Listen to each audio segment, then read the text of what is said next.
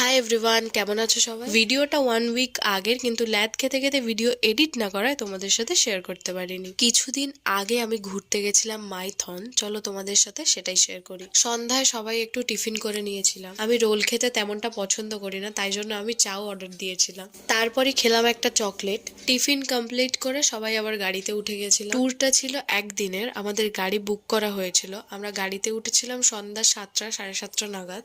রাত তখন 12:30। আমরা নেমেছিলাম ডিনার করার জন্য একটা সুন্দর ধাবাতে। ধাবাটার অ্যাম্বিয়েন্স যতটা সুন্দর ছিল, খাবারের কোয়ালিটি কোয়ান্টিটিও তেমনই ভালো ছিল। এটা আমার প্লেট।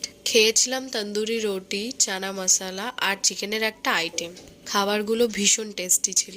ধাবার নাম ছিল হিন্দুস্তান ধাবা। ক্লিপটা আমি নিতে পারিনি, তাই একটা পিক আমি অ্যাটাচ করে দেব, তোমরা দেখে নিও। কিছু কিছু জায়গায় আমি ভিডিও নিতে ভুলে গেছি, আমি চেষ্টা করব সেই জায়গাগুলোর পিক অ্যাটাচ করে দেওয়ার। সারা রাত ট্রাভেলের পর সকাল 6:30টায় আমরা পৌঁছে গেছিলাম মাইথন। এখানে একটা কালী মন্দির ছিল, সেখানে আমরা সবাই মিলে একটু পূজা দিয়েছিলাম। কালী মন্দিরে পূজা দেওয়ার পর আমরা সবাই গেছিলাম শিব মন্দিরে পূজা দিতে।